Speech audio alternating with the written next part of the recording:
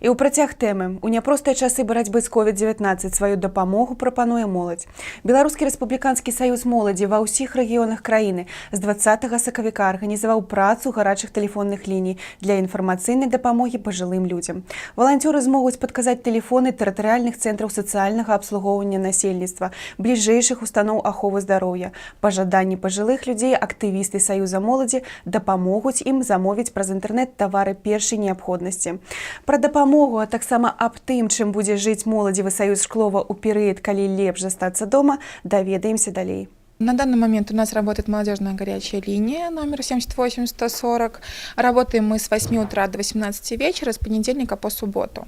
Мы помогаем осуществить заказ на доставку продуктов питания, медикаментов, что потом мы обрабатываем вместе с нашим центром социального обслуживания населения и доставляем вместе с ними также эти продукты питания и медикаменты. Волонтеры оказывают помощь, они могут также, кроме продуктов питания и медикаментов, помочь в оказании, там, например, наколоть дрова, да, принести воды, навести порядок в придворовой территории.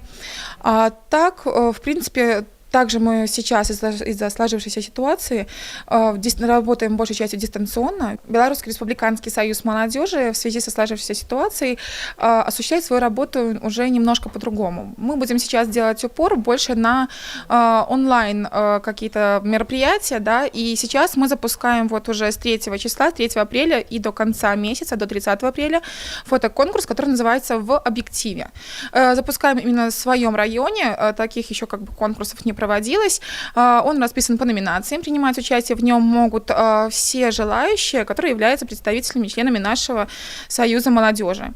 О нем можно больше узнать в социальных сетях, в нашей группе ВКонтакте, это «Молодежь Шкловщины», и у нас в Инстаграме «БРСМ Шклов», куда можно также заходить и интересоваться жизнью нашей молодежи в районе.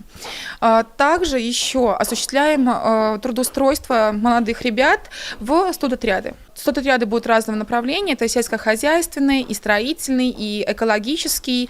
Анкету можно заполнить как в группе ВКонтакте, зайти, можно скачать, заполнить и принести нам. Также можно прийти именно сюда, к нам в районный комитет, узнать больше всего интересного и нового, что будет в этом году в студотрядах, и как в этом году мы осуществляем именно и само трудоустройство, и как будет проводиться досуг. Звоните нам, обращайтесь, пишите нам в социальных сетях, предлагайте свои идеи, высказывайте свою точку зрения. И, конечно же, мы вместе сможем сделать еще больше для нашей молодежи Шкловщины, особенно когда мы будем знать то, чего вы хотите именно увидеть как от нашей работы, так и увидеть в жизни нашего города и нашего района.